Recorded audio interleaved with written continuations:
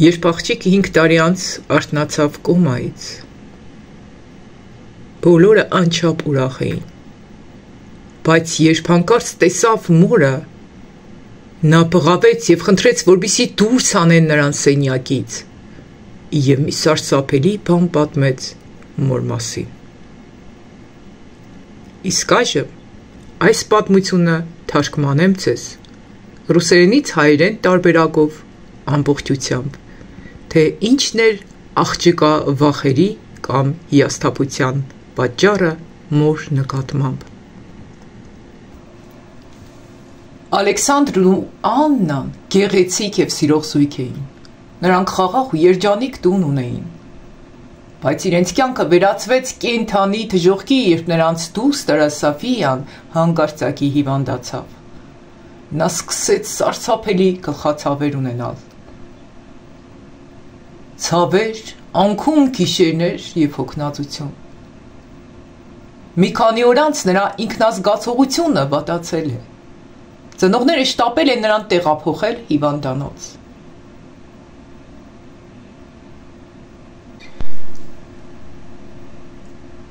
Մի քանի օր անց Սոֆիայի մոտ ախտորոշվել է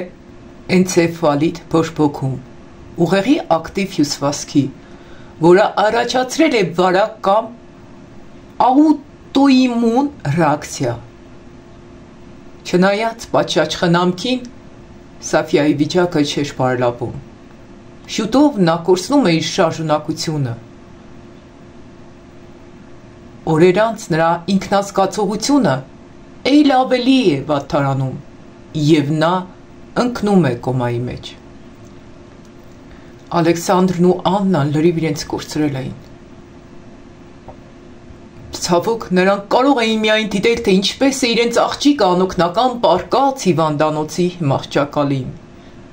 Նա չէր կարող հասկանալ, թե ինչու է իր դստեր հետ նման ողբերգություն պատահել։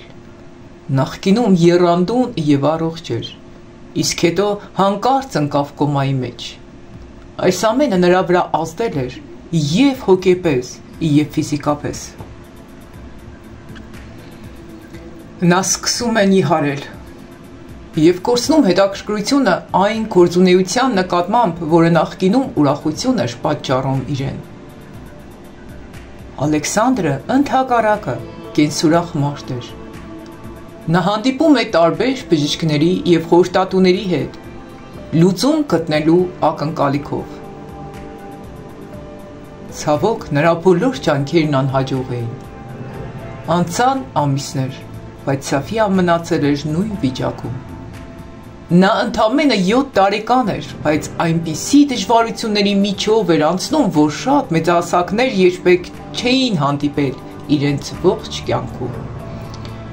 Մինչ ամուսինները հույս ունեին, որ ամեն ինչ լավ կլինի, բժիշկը նրանց կանչեց իր աշխատասենյակ և ասեց էլ ավելի վատթարագույնը, որ աղջիկը մինչև վերջ կմնա կոմայի մեջ։ Նա ասաց նրանց, որ ոչինչ չի կարող փրկել Սոֆիային, և խորհուրդ տվեց տուն տանել նրան և սպասել միմիայն հրաշքի։ Այելք չունենալով երեխային տուն են տանում ու խնամում։ Տարիներ անց Սոֆիան 12 տարեկան է դառնում, ինչը նշանակում է, որ նա իր կյանքի 5 տարին անցկացրել է կոմայի մեջ։ Չնայած այս ամենին Ալեքսանդրը հույսը չկորցրեց և շարունակեց հոգ տանել իր դստեր մասին։ Ամեն առավոտ նա երգում էր նրա համար և նրբորեն շոյում մազերը, արցունքներն աչքերին։ Նա հավատում էր դրան, որ ամեն բան լավ է լինելու։ Նրա սերն ու հոգատարությունը կօգնեն նրան կյանքի վերադառնալ։ Ցավոք, Աննան այնքան էլ կենսուրախ չէր, ինչպես իր ամուսինը,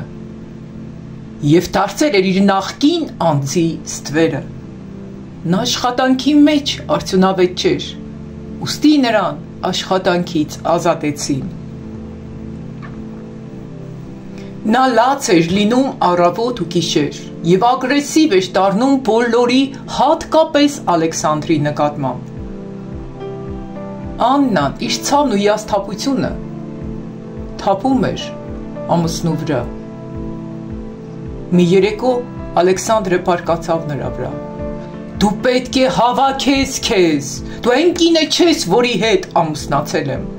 Վերջին անգամ երբ ենք մենք եղել միասին, հաճելի ժամանակ անցկացրել։ Այո, ես փոխվել եմ։ Այսպես է լինում, երբ քո դստերը 5 տարի կոմայի մեջ է, կամ քո դուստրը կոմայի մեջ է։ Ես ատում եմ այս վիճակը, ես ատում եմ իմ կյանքը, ես հոգնել եմ, բղավեց նա։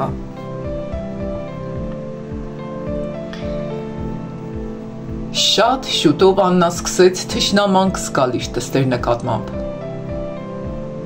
Նա զգաց, որ նրա հիվանդությունը խլում է այն ուրախությունն ու երջանկությունը, որը ժամանակին ունեցել է իր ընտանիքը։ Մի օր Աննա, կորցնելով զգացմունքների վերահսկողությունը, մտնում է Սաֆիայի սենյակ։ Արհամարանքով նայելով նրան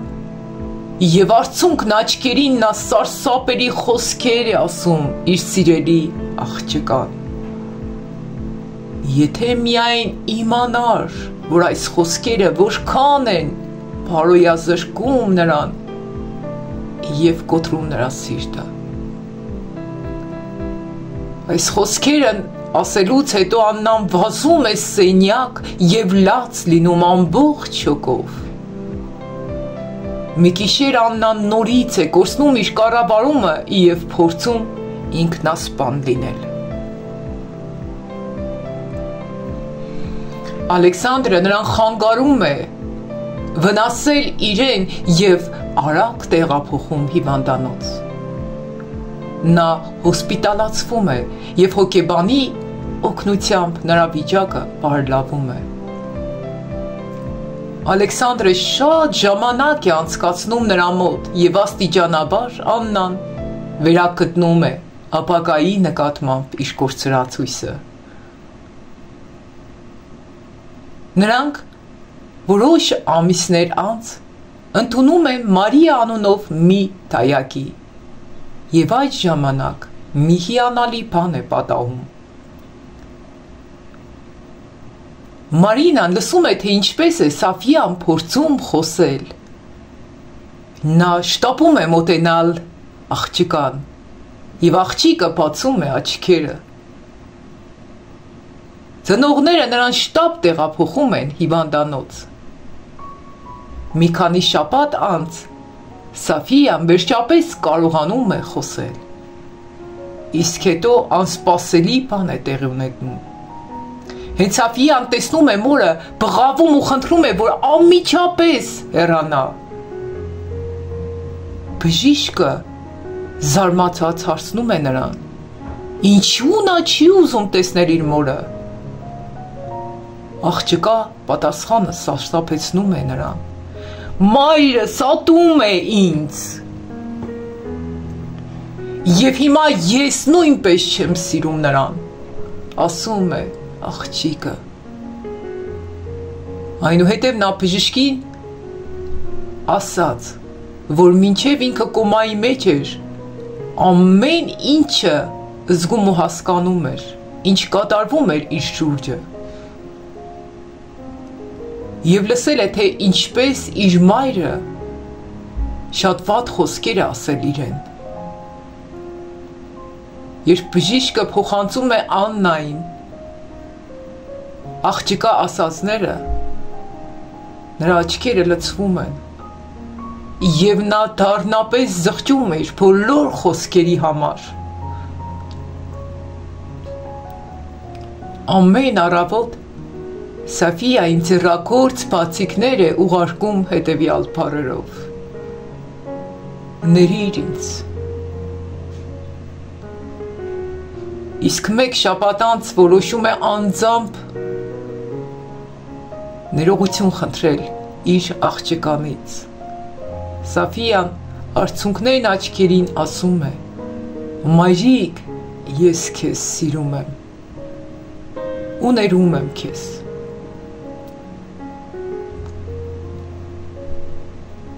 Մեկ ամիս անց Սաֆյան դուրս է գալիս հիվանդանոցից։ Նա դեռ չէր կարողանում քայլել։ Բժիշկները նրանց վստահեցնում են, որ նա շատ շուտով ոտքի կկանգնի։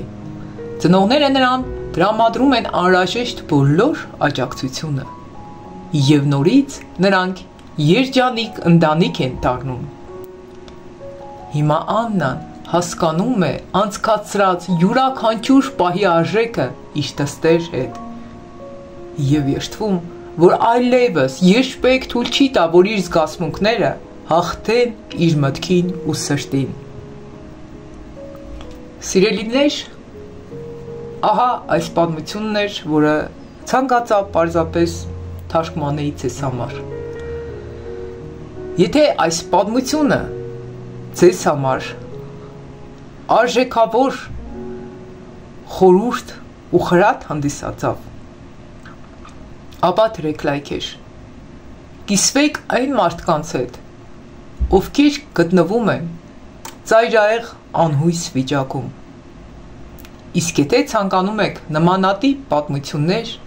շարունակ լսել, ապա բաժանորդագրվեք